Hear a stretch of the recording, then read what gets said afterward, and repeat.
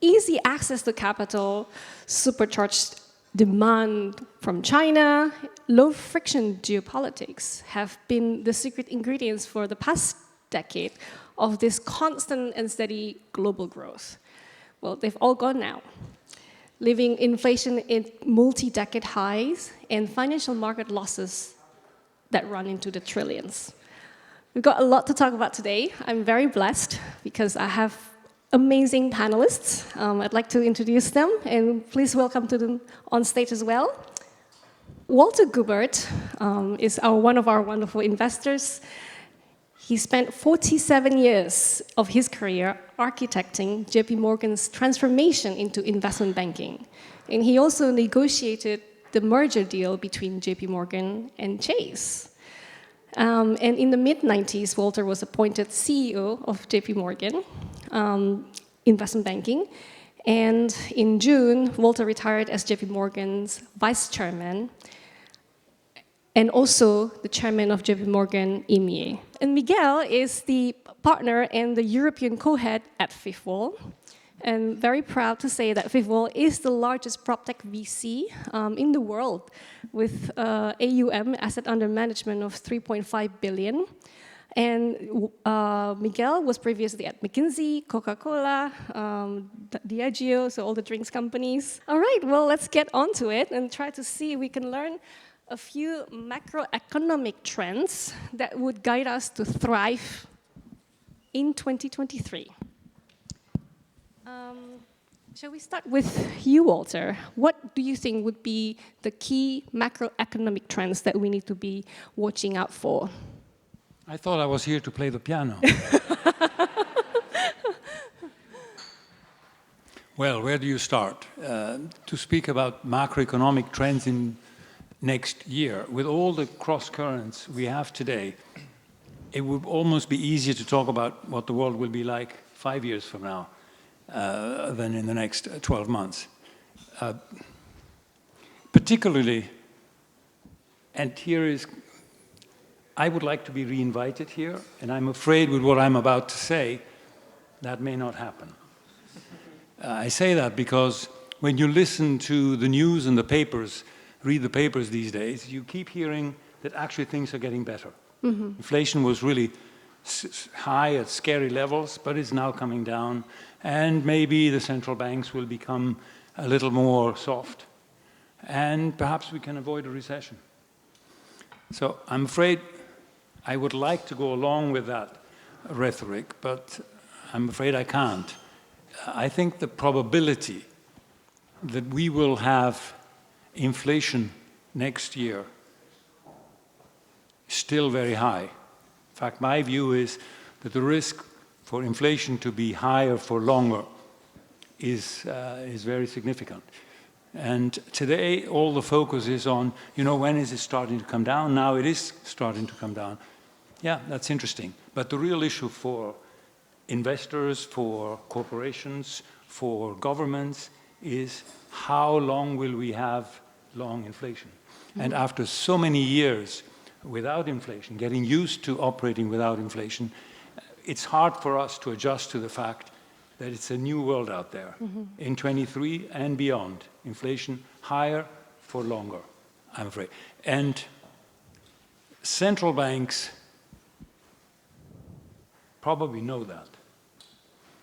They have underestimated the level of inflation that we have today.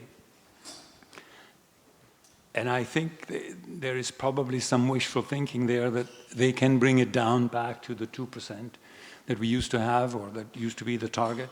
I think that's very unlikely. I think central banks are still not putting interest rates at levels that will really bring inflation down enough. So I think the likelihood is that the 2% we will forget for a long time, and that we're talking more about levels, I don't know whether it's 4%, 5%, in that kind of range for a while. We can see that as we observe different aspects of the economy today.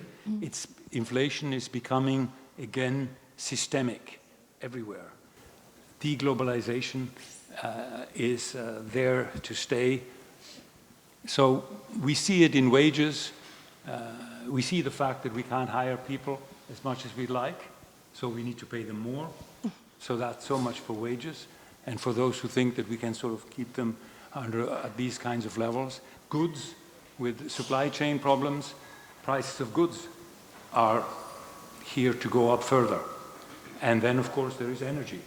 So interest rates, inflation higher than expected, interest rates higher than expected for longer. And what does that mean if central banks keep pushing on that lever? It means that a recession is inevitable. We keep hearing, you know, will there be a recession? I think China is in a recession. Europe is in a recession. The US is very likely going to end up in one. So I think we just have to accept that reality. If that means that I can't be invited again, so be it. And you, Miguel, what are your thoughts? So I think I agree, by the way, with everything that Walter said. But I would like to focus more on the one word on the title of the presentation, which was like thrive. So if we zoom out from, let's say, 2023 and the next and everything that we just discussed and we know, I think we are at a point where we're probably living a once-in-a-generation transformation in multiple industries as a consequence of two things, right? One is climate tech and sustainability and all the consequences of that. There's multiple industries that were OPEX industries. We operate on technology and real estate, right? So those are industries that were pretty much used to operate as an OPEX cash business. Right now, they are becoming a CAPEX business. And what I mean by that is the amount of capital that needs to be deployed across all industries to become sustainable, whatever that means by industry, it's huge, right? And we probably haven't seen a transformation like this since the Industrial Revolution. The other thing that we recently are coming out of, it's the pandemic, and I think we've all discussed too many times the pandemic, so I'll look at the consequences of that, which is that we've changed, or people have changed the way they think about how they work, how they live, how they travel, how they operate, how they shop, right? And there's some of these trends that are here to stay. We don't really know what that means, but we all think very differently about our home, our office, what travel means than we used to do 2-3 years ago, right? So it was a massive social experiment to be locked and to be and to basically change how we think about work, life, play. And some of these trends, I think, will impact some industries in the long run, right?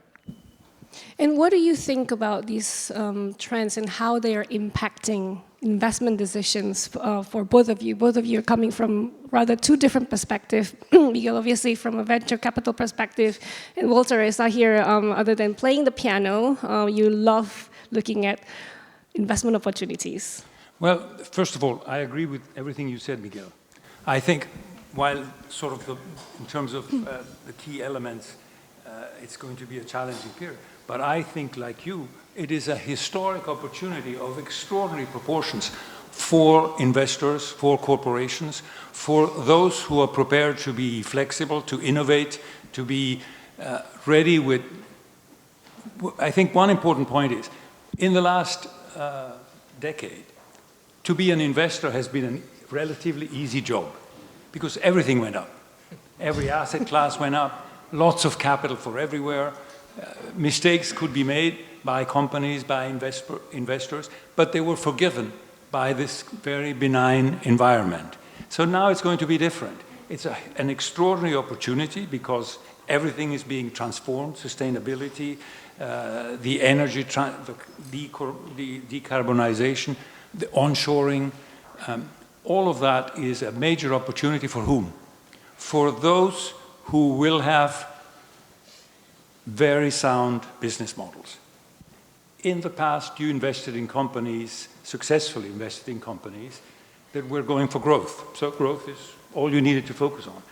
Now it's going to be bottom line, it's going to be cash flow, it's going to be management, it's going to be having a strong balance sheet, it's going to have clear funding plans, but in the right sectors, with the right company, with the right business model, There are extraordinary opportunities. By the way, I also think, we hear a lot about decarbonization. It will take a long time. I think these changes that are very positive for all of us, for our economy, they will happen much faster than we think. Why? Because entities, companies that transform effectively will get as much money as they could possibly need. Capital will be very selective. Marginal operations, not well thought out business plan, won't get it. But if you have a proper investment model, if you're in the right sector, you will have as much money as you need. And that means that the money will go into those places and changes will happen much faster than one might imagine. Specifically, decarbonization is a good example. So I think it's an extraordinary good time for investors who think long-term and who think fundamentals. Going back to Warren Buffett, fundamental investment philosophies. I was just going to add one thing. It's like we did a calculation about how much will it take for the entire real estate industry to decarbonize and meet their objectives by 2050. The number came at 18 trillion. Between now and 2050 needs to be spent to decarbonize real estate, whatever that means in the corporate language, to meet the 2050 targets, right? To put that into perspective, the whole US economy, it's about 20 trillion each year, right? So it means that a whole US economy needs to be deployed into real estate technology and innovation to decarbonize the built world over the next 20, 30 years. That means two things. One, it is a huge challenge, right? And where this capital is going to come from is not clear. And it's going to generate a huge difference for those that are able to raise and find these pockets of capital and actually get a good return out of it, and those that don't. But it also means that there's a huge pocket of money available for anyone creating a service, a tech, a new development, a new material, whatever it is that helps decarbonize just that industry, right? If you extrapolate to travel, if you extrapolate to oil and gas, many other industries, the number is massive, right? So look, it is one very challenging time. At the same time, it's once in a generation opportunity, I think, to do really game-changing things and honestly make money out of it also, right? Either you're a corporation, you're a startup, or you're an investor, right? So today we're here to learn how to thrive in 2023, maybe and beyond, as Walter mentioned. So what are the top tips that you could give to the audience today? Where are the pockets of opportunities can we really fine-tune and focus over the next 12 months or so? So I would say high interest rates for venture capital, which is what we do, means, or for tech companies, means hard times, essentially, because most of your revenues are not coming today, are coming in the next 4 or 5 years. And if you discount this to the present value today, that's how you can see some companies out there being worth like 60, 70, 80% less than what they were worth a year ago. There's some intrinsic value there, but there's also a consequence of purely higher interest rates. But at the same time, if you look at like venture capital cycles, the investments done in this point in time in the cycle, right, at the very worst time of the bubble, are the ones that generated better returns historically. And venture capital, look, we're not that smart. It's purely a vintage industry, right? It's like wine. Some industries, some years are better than other, and you're just better than the average. But if it rains, it rains. If it doesn't rain, it doesn't rain, right? So I think this is an amazing opportunity to find great technologies out there, to find great entrepreneurs. It is going to be a time where you can differentiate winners and losers way better than you would 2-3 years ago, and where sustainable growth and sustainable capital consumption will definitely be a key advantage in the market. Absolutely. And Fifth Wall just raised $500 million of climate tech fund, right? So obviously you're going to be deploying capital from that fund on very cool climate tech solutions.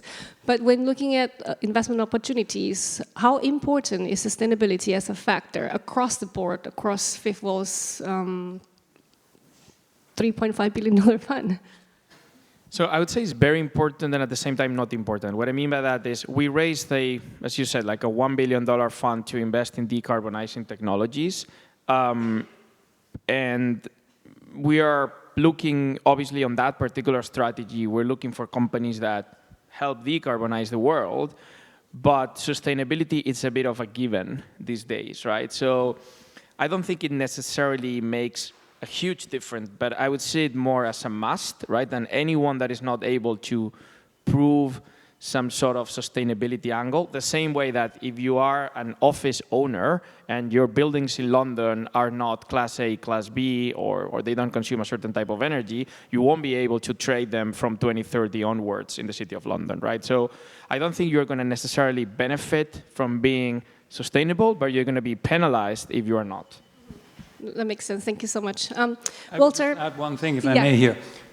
Because I think one important change that we will experience in the years to come, very different from the past, is that I think we're moving from a fairly pure market economy to one where governments will play a much bigger role.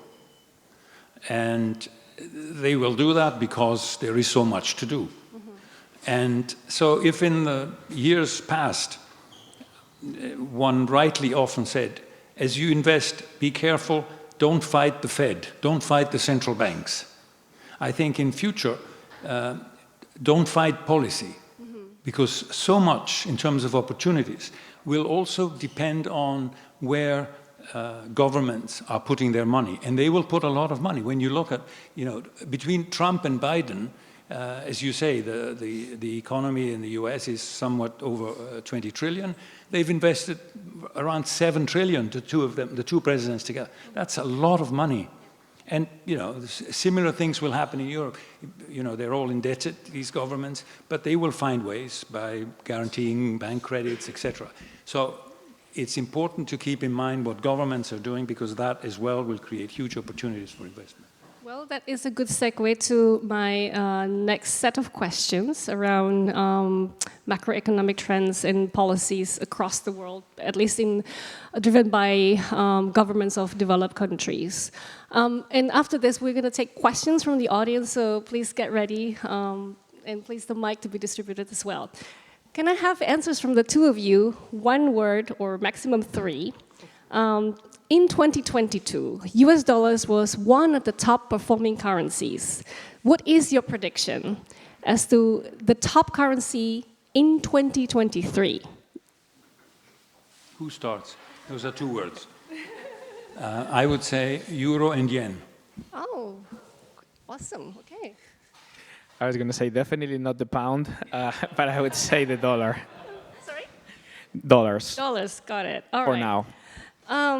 Yen, interesting. So the architect of Japan's low interest strategy, the central bank governor Hirohiko Kuroda, he is ending his term in April. So what do you think his successor will do in 2023? Walter? I think they will obviously be very much tempted to follow the Fed with a lag. With a lag. Why? Okay, stick to 3 words.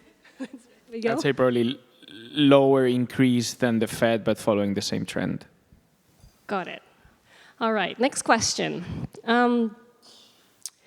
Well, the Fed, where do you think the Fed will go? Are we going below 5% or more than 5%? What do we get if we get it right? We've got 2 dozens of I was gonna say, so I'd say more than 5 and probably around 6.5. That's very precise. Yeah, I think the 3 words are. Yeah. I would have said 4 to 6. 4 to 6. So rather over 5 than under 5. But can I take just 2 words on? Please. It's a bit more. When you think back in the 70s, where we had inflation for not 2 or 3 years, but for 15 years, one of the reasons for that, there were, I would say, 2 fundamental reasons for that. One was that the central bank did something that they often do, which is that when you get into recession territory, they get soft. And when you do that, you don't really fight inflation. Secondly, and it happened then with Reagan, and it's happening now, as we see, with you have the central bank being restrictive, and you have the governments having an expansive fiscal policy. And that together is, by the way, one of the reasons why I think you can't bring inflation down that quickly, because they need to be in concert. And depending on whether they are in concert or not, you may end up with 5, 6, and 6 more than 5.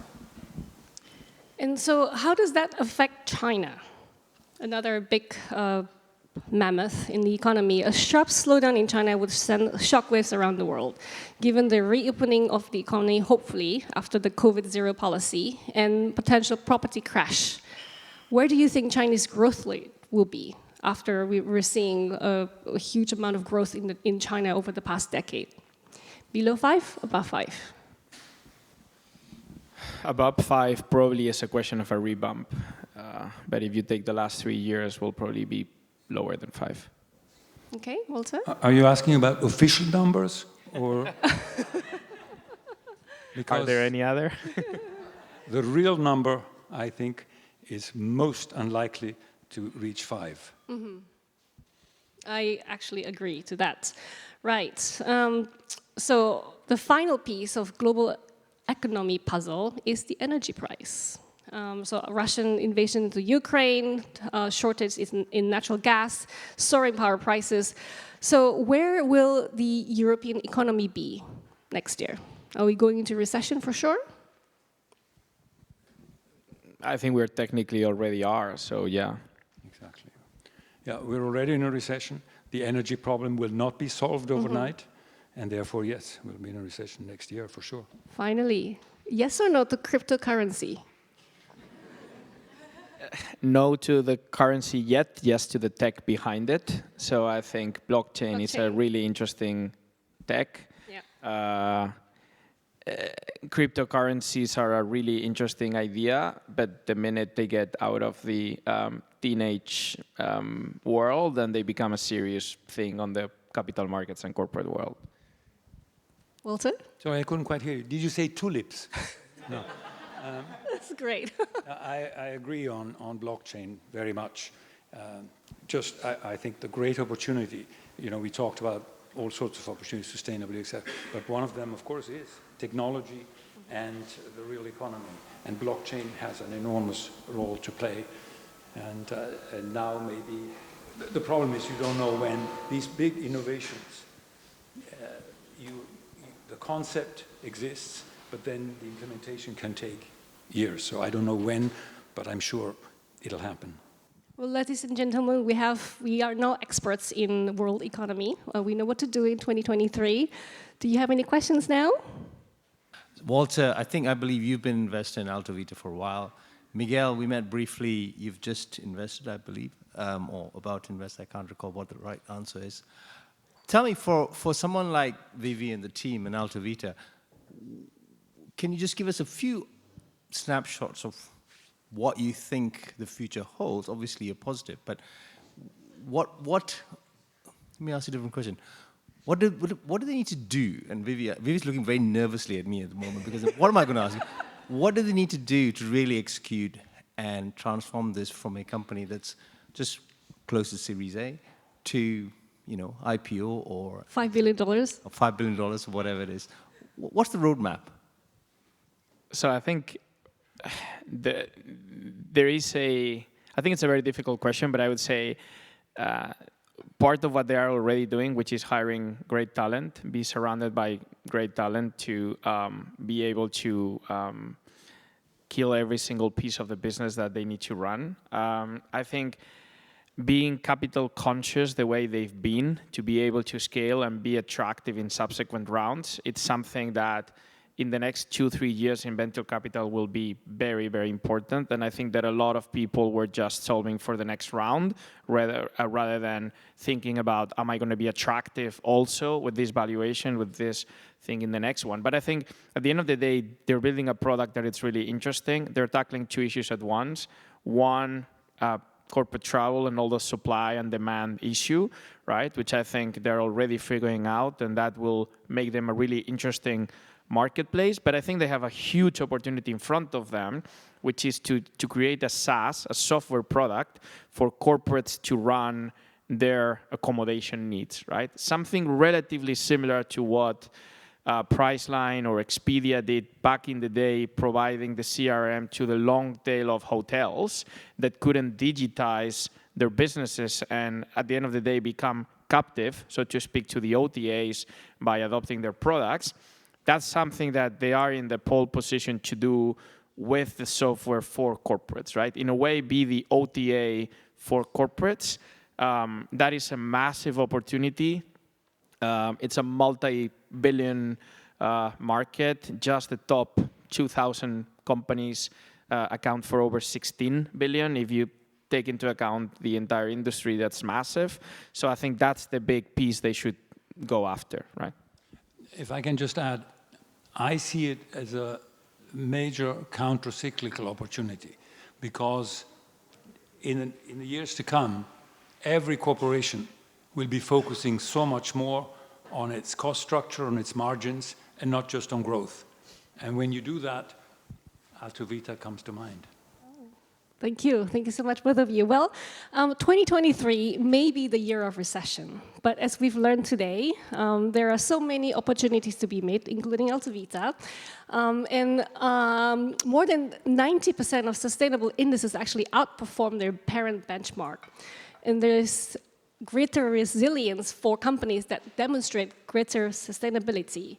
So sustainability is obviously key, not only just for the planet, but actually for our companies as well. Well, thank you so much for your attention today, and thank you, panelists, for this wonderful insight. Thank you. Thank you.